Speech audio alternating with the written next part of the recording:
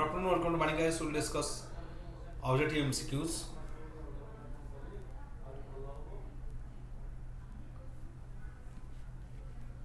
First question is regarding Uniform Civil Code.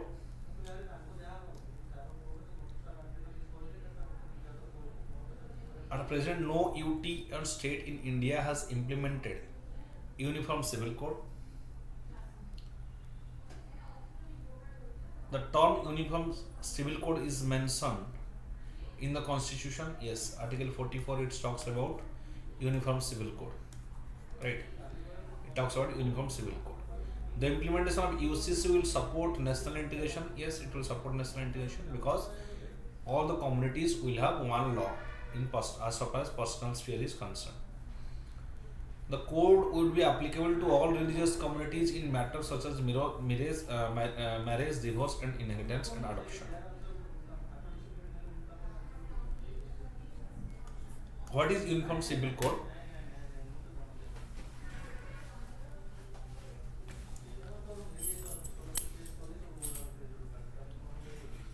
Uniform Civil Code, it is a code that means all the personal laws. For example, according to Hindu Marriage Act, except Muslims, all others will have to obey marry according to their personal laws, that is related to marriage, divorce, and inheritance. That will be according to Hindu Marriage Act. But in case of Muslims, that is according to the Sharia Act, the Sharia law. So this Uniform Civil Code will abolish the status, and it is under Article 44, that is in Directive Principle of State Policy. It is said that the state will implement Uniform Civil Code in future, right? So under Article 37, whatever is there in the DPSP, Directive Principle of State Policy, DPSP comes, this Article 44 comes under DPSP. So Article 44 it talks about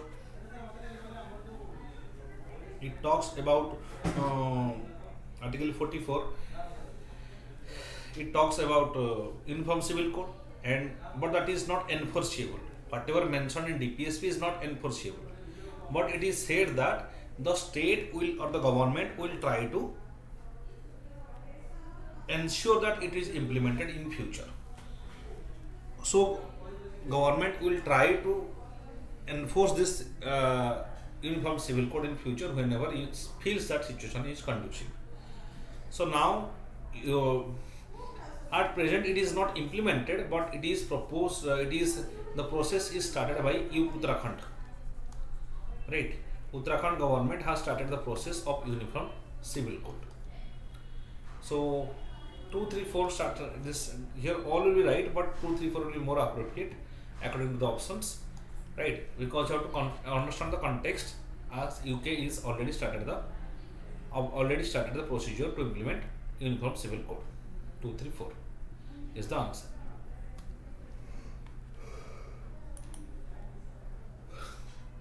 Next, with reference to Law Commission of India, consider the following statements with respect to Law Commission of India. It is a statutory body constituted by the Government of India from time to time. Law Commission, see, this is a commission.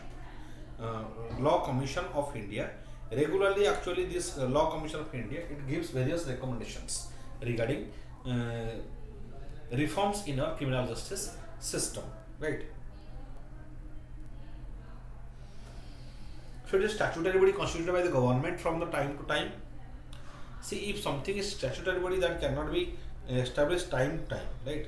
Generally the bodies are not established time to time. Whatever, if something is statutory body, for example Security and Exchange Board of India, it is established once. For example IRDI, it is established once. For example NJS, for example NHRC, these are established once, so they are not established time to time. Any statutory body is generally not established by time to time. So first statement is wrong. Next, so it is generally, it's the Law Commission of India, this is a advisory body. It is advisory body to Ministry of Law and Justice. The Ministry of Law and Justice, it is an advisory body. It is not a statutory body. And these advices are constructed time to time. Like time to time, they give their advices, right?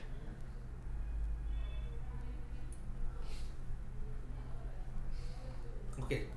Next,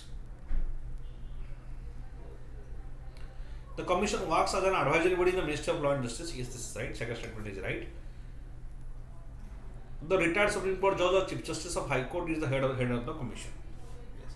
Retired Supreme Court judge or Chief Justice of High Court is the head of the commission of Law Commission of India. So 2 and 3 options are right.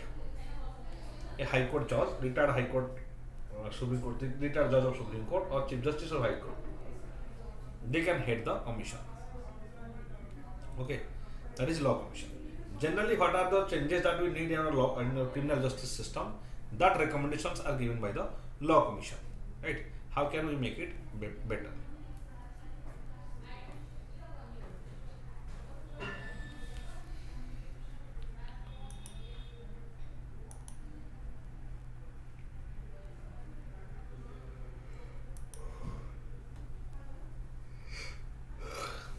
Consider the following statements. A carbon footprint in the total amount of greenhouse gas released into atmosphere by different human activities, which can be associated with individual, an organization, a product, or an event, among others. Carbon footprint. WHO defines the term carbon footprint. Right.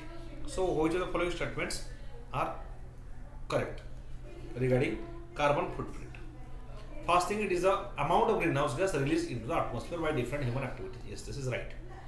WHO defines, yes, obviously WHO that will define carbon footprint. Right, because it talks about the health of all the human beings. So both the statements are right regarding carbon footprint. And this amount of greenhouse gas released to the atmosphere by different human activities associated with individual, organization, and product or event. That is carbon footprint.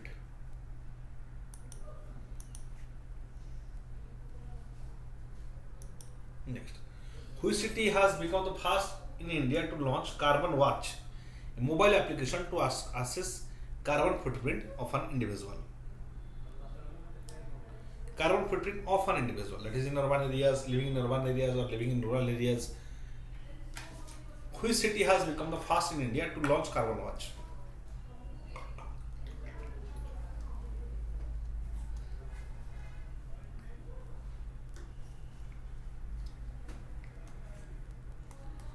It is Chandigarh, Punjab, that has launched. It has launched Carbon Watch to mobile to access the carbon footprint of an individual.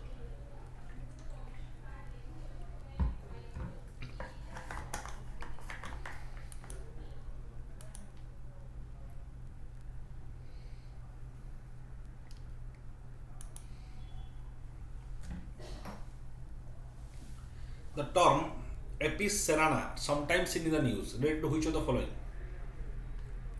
Apis cerana. It is a species of insect. It is a species of honeybee. A species of fungus. A species of bacteria. Right.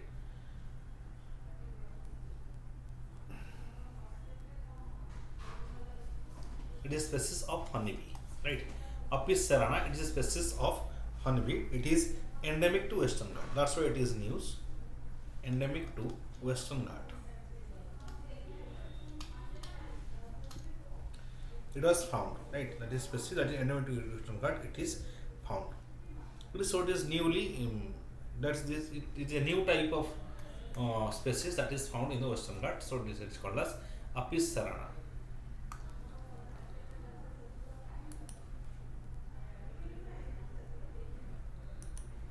Consider the following statements with regard to Falcon Heavy Launch Vehicle. Falcon Heavy Launch Vehicle. Falcon Heavy Vehicle base is reusable. Falcon Heavy uses 3 boosters for added thrust and to lift its capacity. And the boosters can be reused. Yes. Falcon Heavy Launch Vehicle. All the statements are right. Launch vehicle means that will launch a satellite, right? Launch vehicle means, for example, our PSLV is a launch vehicle. PSLV that will launch a satellite. to the low Earth orbit, that is LEO. Similarly, you have GSLV, geosynchronous satellite launch vehicle. That will also launch satellites in the geosynchronous orbit.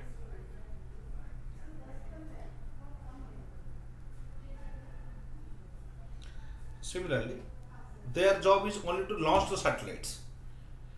So these are heavy lift vehicle. This is Falcon Heavy.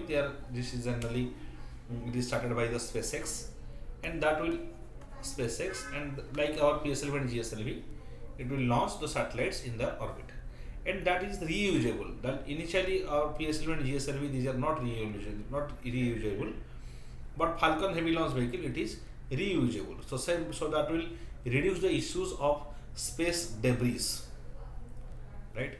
Space debris. Earlier, what was happening? Suppose you have launched a PSLV. Then it will launch the satellite in the orbit. After that, it will become a space debris. So to reduce the issues of space debris and to reduce the expenditure as also, Falcon Heavy launch vehicle, it is a reusable vehicle. So it will again and again it will launch the satellites. Okay. It is started by SpaceX. That is the owner is Elon Musk.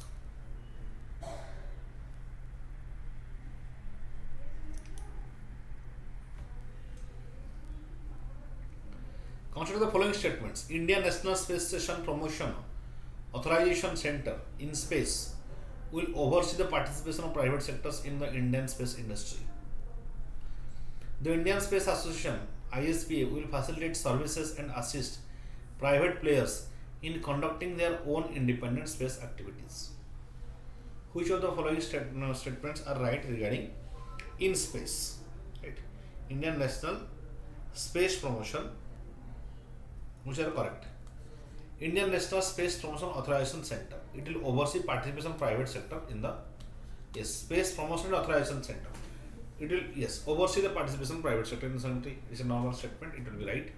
Indian Space Association will facilitate services and assist private sector conducting their own independent space activities. Space Association. Both the statements are right. So one is in space and second is ISPA, that is Indian Space Association.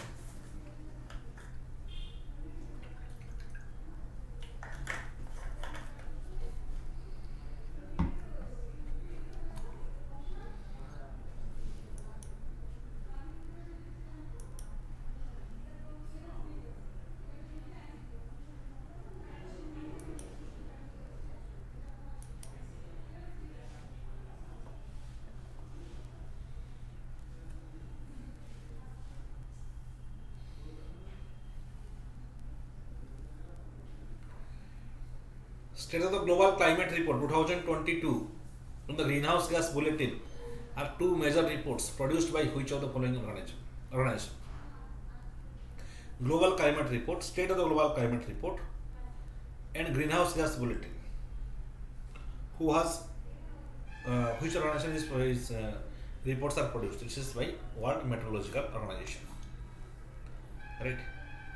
World Meteorological Organization (WMO). It is publishing State of Global Climate Report and Greenhouse Gas Bulletin. See, State of World Forest Report, that is by FAO, Food and Agriculture Organization. UNEP produces Emission Gap Report. Right. So these reports are important. Global Climate Report and Greenhouse Gas Bulletin, that is by World Meteorological Organization.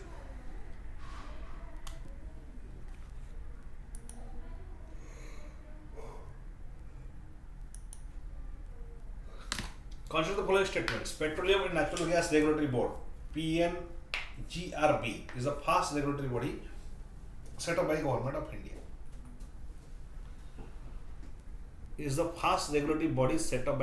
India. One of the tasks of PNGRB is to ensure competitive markets for gas. Appeals against decision of PNGRB go before the appellate tribunal for electricity. Which of the following statements are correct? Petroleum Natural Gas Regulatory Board. What are the tasks of PNG is to ensure competitive markets for gas?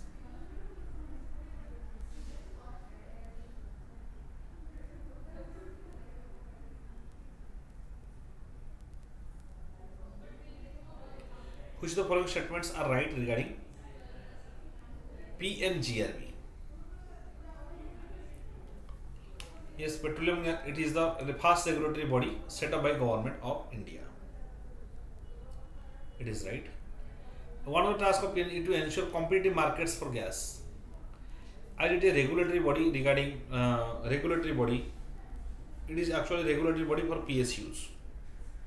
A regulatory body for public sector units of petroleum natural gas.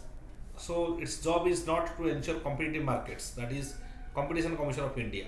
That will ensure competition among the market. That is established in 2002. Competition Commission of India.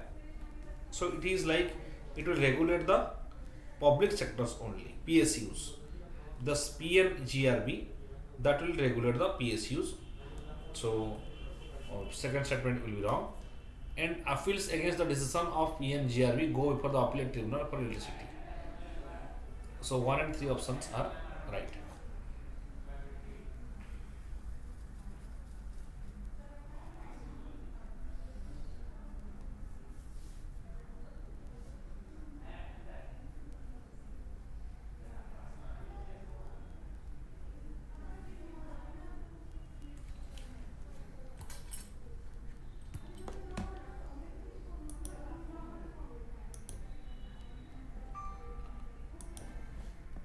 Consider the following statements with reference to bioenergy as a renewable energy source. Bioenergy as a renewable energy source.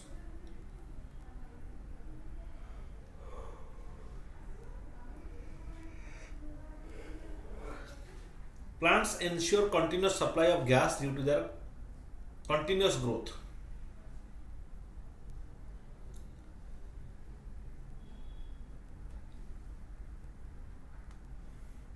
Due to the continuous growth, bioenergy as a renewable energy. Plants ensure continuous supply of gas due to their continuous growth. Yes, they supply continuous supply of gas plants due to their biological growth. Next, cost of obtaining energy from biogas is less than that of fossil fuels. Yes, biogas cost of obtaining energy from biogas is less than that of fossil fuels. It is also right. Digestion of sludge may produce H2S, hydrogen sulfide, and NOx, which is injurious to human health. Digestion of sludge, which is may produce H2S. No, digestion do not produce this. Generally, that will produce methane or ammonia, similar things like that. So third statement will be wrong, and 1 and 2 will be right. Right.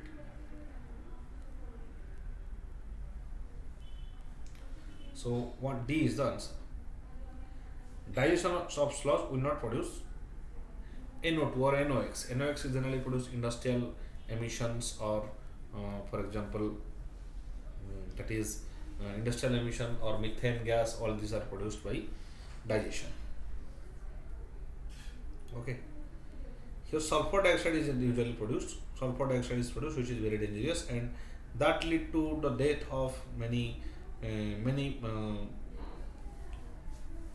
the cleaners, right? Those who are cleaning or Swachh Bharat workers, they are dying because of sulfur dioxide, not because of NO2. Okay.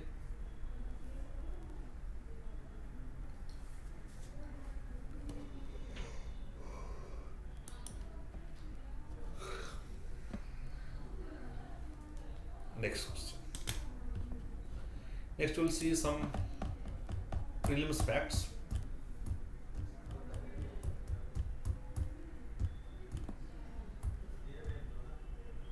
Oxfam report says about carbon emissions of world's richest people. Says about carbon emission of world richest people. And Oxfam report says that carbon billionaires. The investment emission of world's richest people has said world's richest people are emit unsustainable amount of carbon as compared to an ordinary person. How? They're using private jets, they're used by even very luxurious cars. The report based on fact that human on earth has a carbon footprint which can be divided into personal consumption emissions, emissions through government spending, and emissions through linked to investments. Right? There are three types of emissions: emissions by personal spending, emissions through government spending, and emission to investments. Analysis of the investment of the 125 world's richest billionaires was conducted by Oxfam International. In the report was published in November 2020, demonstrated that on an average, billionaires are responsible for emitting million tons of carbon every year, which is more than a million times of average, more than a million times of average of someone bottom 90% of the humanity. So the top 10% of the humanity, they are producing huge amount, millions times of carbon as compared to the bottom 90% of the humanity. Why? How?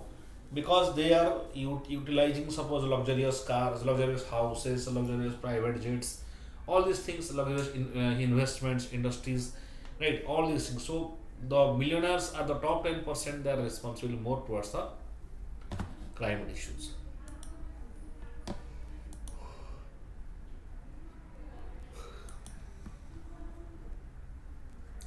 It further found out that the 125 billionaires taken as a sample found about 393 million tons of CO2, carbon dioxide equivalent per year.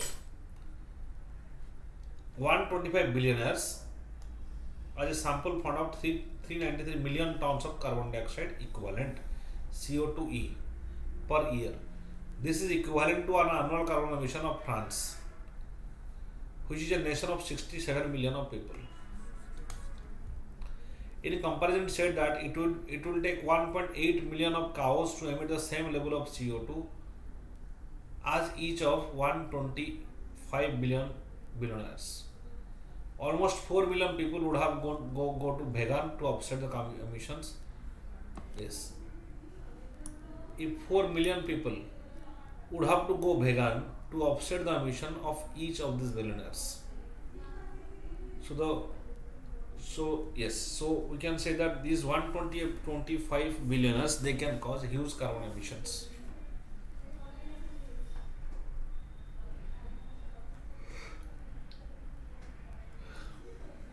How was the research conducted? Oxfam listed the 220 richest people in the world based on Bloomberg billionaire list and obtained emission data from the data provider Exerica. Then identified the ownership of these billionaires corporations and the emissions, how much emissions they are causing, their industry or their investment is causing regarding how much emissions they are causing. It further found out that 125. Okay, next is scope 1 emissions. They are result of their company operation, result of company's operation, right? Some people have, for example, particular industry, they are emitting various type of gases. Scope 2 of emissions.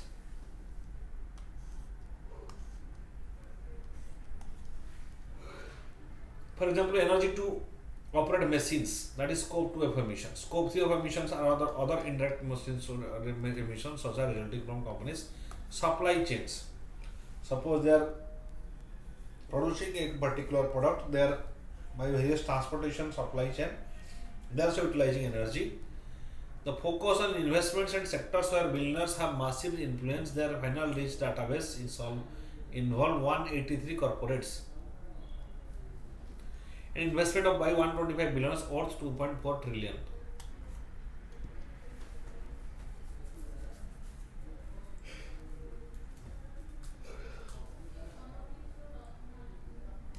They utilize the greenhouse gas protocol, which provide world's most widely used greenhouse gas accounting standards to calculate carbon footprint of these companies, and that is much higher than the normal average public because they have supply chain, they have various transport system, they have production unit, so they are using more energy, they are using more carbon than us. They are using them in commercial prices.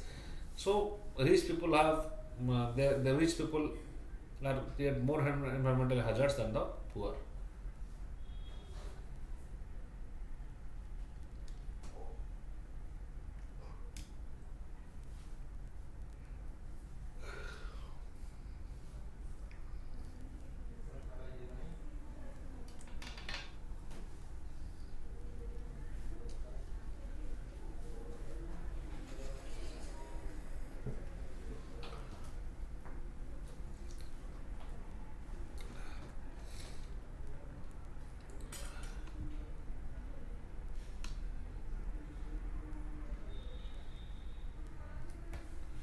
Okay.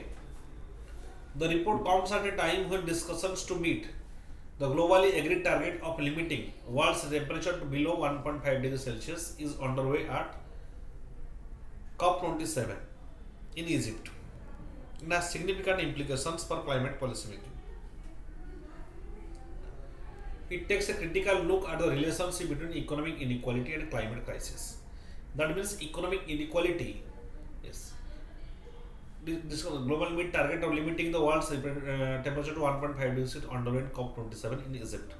The COP27 conference of parties in COP27 it is going to establish in Egypt, and our target is will limit the rise of temperature from pre-industrial level. The rise of temperature from pre-industrial level to the end of this century is maximum 1.5 degrees Celsius. This is our target, right?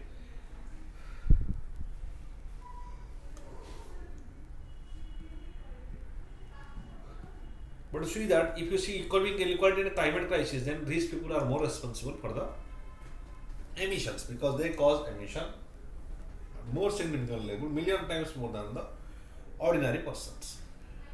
The idea is that since billionaires hold significant wealth and stakes in globally recognized corporations, they have hold more power to influence the ways in which those corporations behave. So the MNCs, especially the MNCs, the multinational companies, they hold they hold the power to influence the ways in which those corporations behave.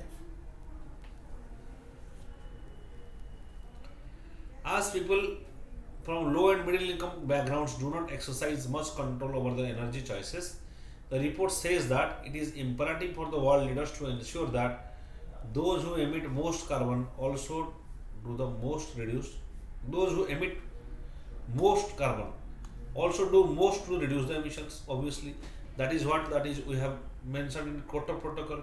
In Kyoto Protocol, it has said common but differentiated responsibilities. So obviously, those people who are rich, they must pay. They must pay the maximum for the to solve the climate crisis. Right. So those who are creating the problem, polluter pays principle. Those who are already creating the problem, they should pay for it.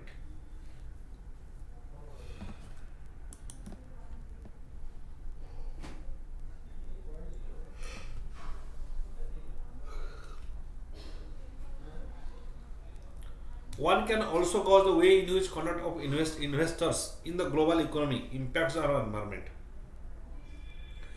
The decision made by the investors whether to invest in corporations failing to reduce carbon emissions or to fund fossil fuel similar industries can further determine the intensity of future emission. So, yes, how investors are impacting our environment. The decision is made by our investors. So where we have to invest. We have to invest in corporation to reduce carbon emission or fund the fossil fuel or similar industries. Right? Either we have to pay the industries which are emitting the carbon emission, or we have to pay to those industries which are promoting renewable energy or similar thing like that. That is also a debatable issue. What are the billionaires' personal consumption emission? Apart from investments by billionaires, their personal consumption also are example, for example, 2018 emission from the private yachts, planes, helicopter, mansions on 20 of the 20 billionaires generated on our average is 8194 tons of carbon dioxide. As evident in the billionaire space race, a single space flight can emit as much carbon dioxide as a normal person will in their lifetime, the report highlighted.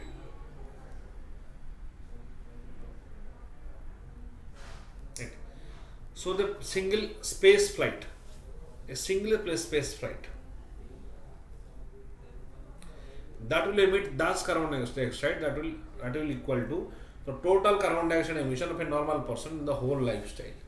So just imagine during the space race how much the billionaires are responsible for the climate change.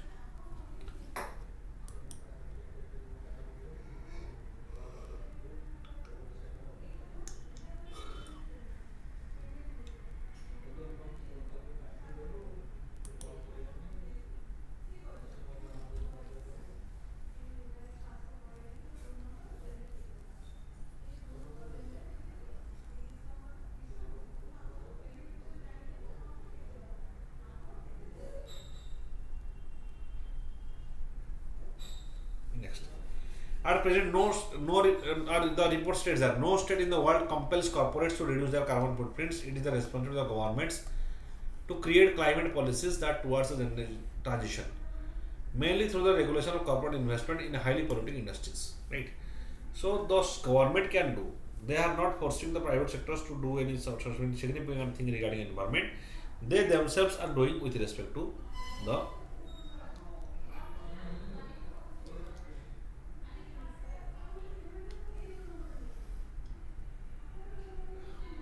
by controlling the investments in highly polluting industries. They are doing it. Okay. Just a second.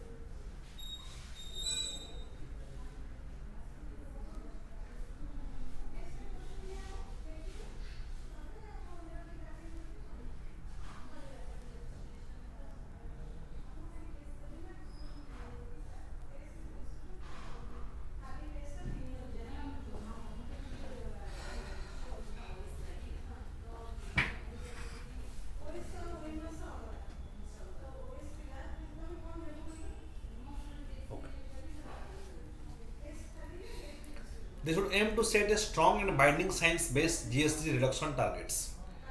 Binding science-based global greenhouse gas reduction target. That should happen because as the capitalists are paying, capitalists are causing so much emissions. They should have a target to reduce it.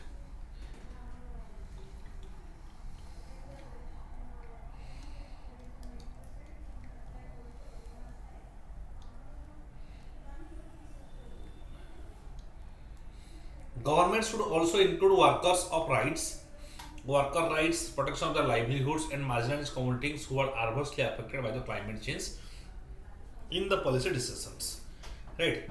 So, at present, only governments are taking such type of steps. Right. Private sector is not included in such type of climate activities. So, those private sectors who are emitting such huge amount of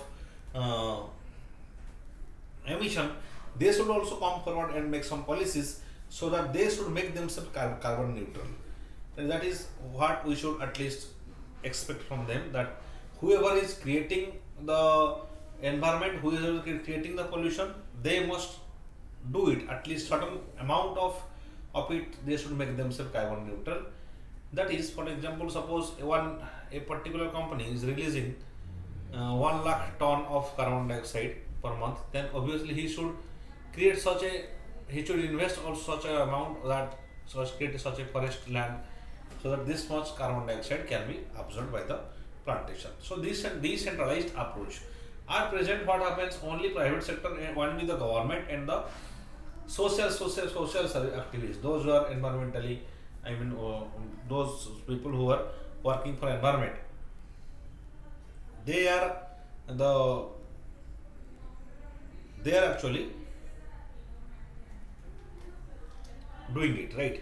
But the capitalists are not fulfilling their responsibilities. So this report that is creating one type of pressure against the capitalist to do something for the environment.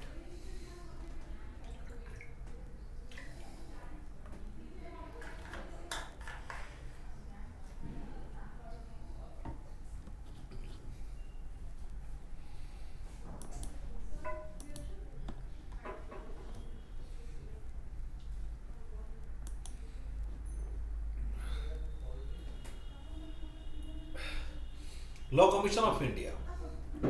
The retired High Court Chief Justice Rituraj Awasthi was appointed chairperson of the Law Commission, and Justice K.T. Sankaran, Professor Anand Paliwal, Professor D.P. Verma, Professor Raka Arya, and M. Karunanidhi have been appointed members of the commission, that is the Law Commission. Right? So Law Commission is established. Law Commission of India is not statutory body. It is a non-statutory body. That means it is not created by an act of parliament. For example, Finance Commission, that is a constitutional body. Similarly, Law Commission is not a statutory body or a constitutional body. It is an advisory body which advises the government in all legal issues. In all legal issues, or what are the legal reforms that is required in the country, that is based on time to time, that is given. Those recommendations are given by the Law Commission of India. The Law Commission was originally formed in 1955 and is recognized in every 3 years.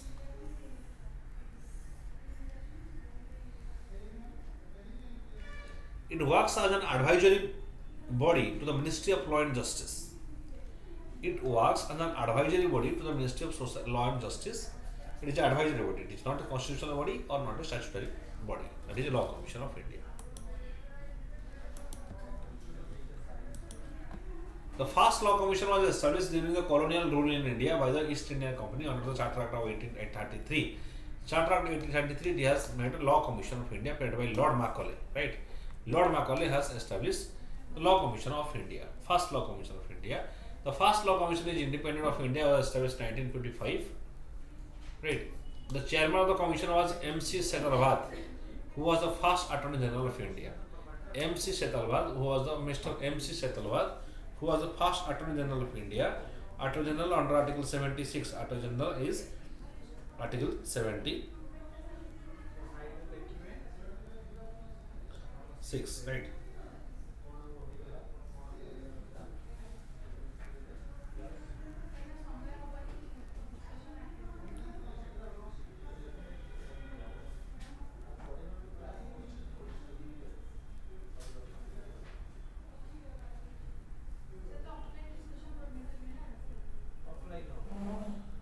Okay.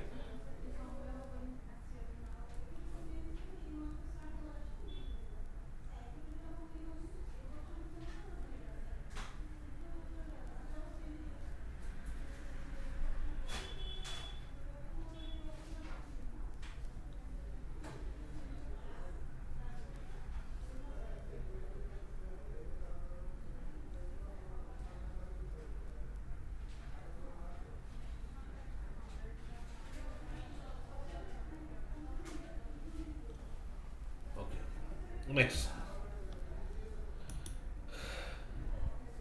the 22nd Law Commission. It was constituted by government on February 2020. A period of 3 years from the date of publication of the order of the Constitution in the official gazette. Chairperson, member of secretary, and 3 other members. Right. So there is it is a period of 3 years. It is by the publication of the order of the Constitution official gazette. Constitution in the official gazette. There will be a member secretary and 3 other members and a chairperson. It is 22nd Law Commission. So 22nd Law Commission, it was established. Then Secretary, Department of Legal Affairs and as ex officio member. Secretary of Department Legal Affairs, ex officio, Secretary Legislative Department are ex officio members. Part-time members are not more than 5. This is the constituent structure of Law Commission of India. The responsibilities of 22nd Law Commission. It will identify laws that are no longer needed or irrelevant and can be repealed immediately. It will identify which laws are irrelevant or no longer needed, because many of them are colonial laws. Many of the laws we have are colonial laws and they are still in practice. There are many recommendations, and that will give a recommendation that these laws are irrelevant, right, and that will be repealed. The 22nd Law Commission will examine the existing laws and suggest the ways to reform. It will examine the existing laws. Now, what are the laws that are present, that is right or wrong, and if there is any reforms is needed, that will be recommended by the Law Commission of India. It will also suggest the necessary laws to implement the directive principle of mentioned in the preamble of the Constitution. Yes, necessary laws to implement the directive principle preamble of the Constitution. Under Article 37, we have a directive that government will implement the principles that are mentioned in the DPSP, right? And for that, what laws are necessary, that will be recommended by the Law Commission of India.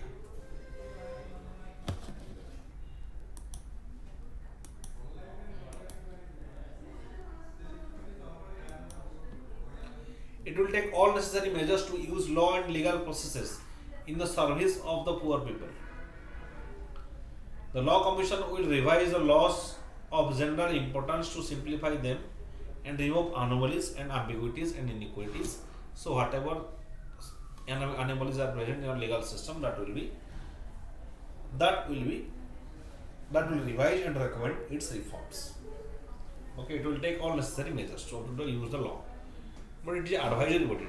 It will advise the government.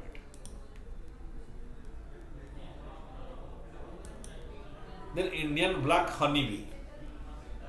What is Indian black honeybee? A new species of endemic honeybee called Indian black honeybee has been discovered in the Western Ghats. Indian black honeybee, it has discovered in the Western Ghats. The last honeybee declared from was Apis indica in 1798 by Fabricius. A Fabricius, he has discovered Apis indica, that is the last honeybee. New species has been named Apis carinjodian and given a common name, that is Indian black honeybee. Apis carinjodian was evolved from Apis cirana. Apis cirana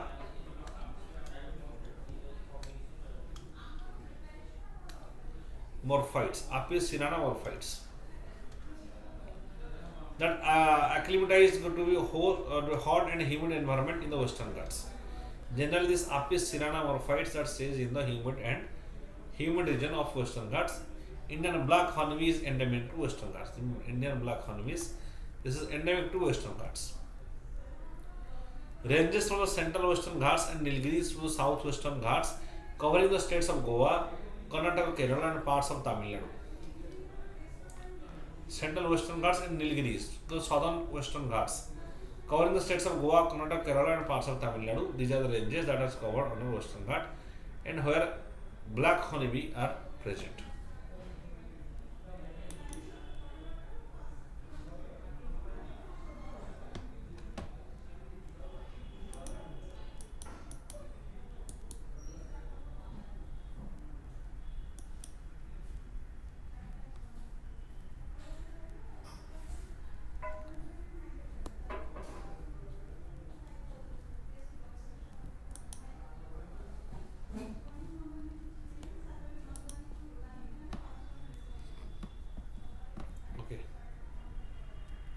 Nesting type.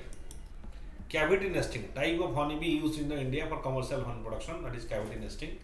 Indian black honeybee bee produces thicker and consistent high quality honey. It produces thicker and high quality honey. IUCN status is near threatened. IUCN status is near threatened. Indian black honey is one of the 3 species of cavity nesting honeybee in India. Other 2 are Apis indica and Apis cirana. Apis indica and Apis cirana. These are the other 2 types of honeybee that are present in India.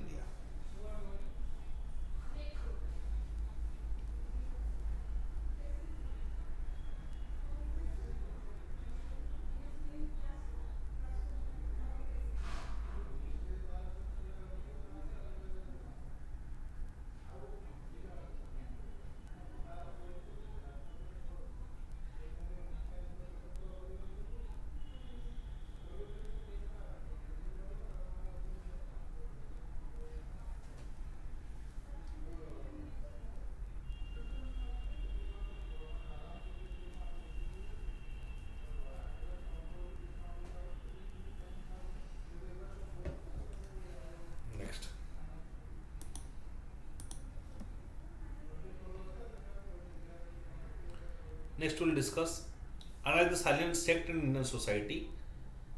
Salience of sect in Indian society vis-a-vis caste, religion, and religion.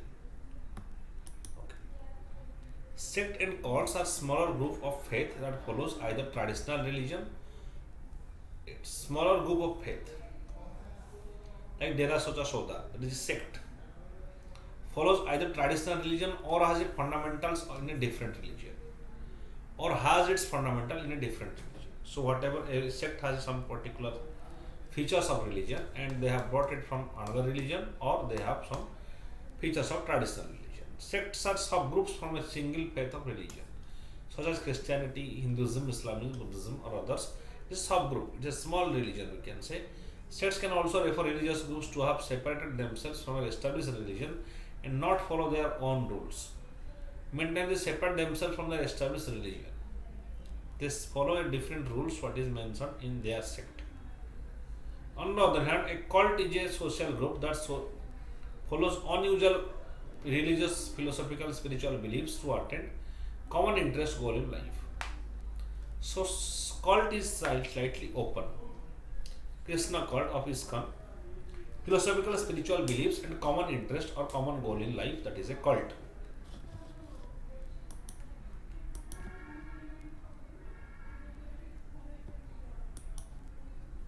Sect encourages its members to work for a common vision of brotherhood, equality and goals. Sect frequently form when society is undergoing rapid transformation. Yes, there is a common vision of brotherhood. That means there will be brotherhood among the people of the states of that particular sect. Owing to the rising socio-economic status of the subcaste in India, they are asserting their dominance in political social sector. Example, Gujars, Jat, Patidars. These are also one type of subgroup. They are demanding. They have political power as well, right? They have separate types of demand. Gujar, Jats, Patidars in Gujarat, Gujar and Jats in northern India, Jats in Haryana and Uttar Pradesh. They have huge dominance. Even the position of subsectors have improved, yet the practice of homogeneity culture and are still prevailing, which cannot be said to be modernizing. Still prevailing. Even though position of subsectors are improved, their practice homogeneity culture are still prevailing. It cannot be said to be modernizing. So it is not that they are modernized or came out of the ideology of cult or sect. Still they are although their position is improved based on because of forces of modernization in social media and raising awareness, their awareness has increased.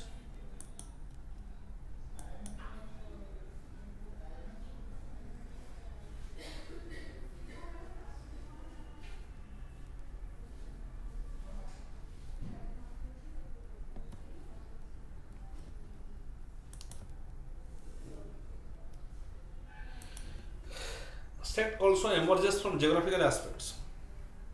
Like hill tribes, like Gaddis sect, they have a sect. Nomadic in their practice. Small religious group. Sikhs are a Muslim community found in northern Indian states. Then Abbasi, Usmani, Siddiqui, Farooq, Sikh. They are different type of sects in the religion. But religion is Islam. These are various type of subgroups of the sects. Various sects emerge of Maharashtra due to experience of inequality in the observation of religion or part of various sections of society. Invasion of Muslims and political predominance occurred by the Muslims rulers in the Hindu society. So that's why they are experiencing inequality. That's why many sects have been created. Why? Because significant change happened in the society. For example, Muslim ruler they ruled Hindu societies. Invasion occurs. So various sects has emerged. Right, in Maharashtra.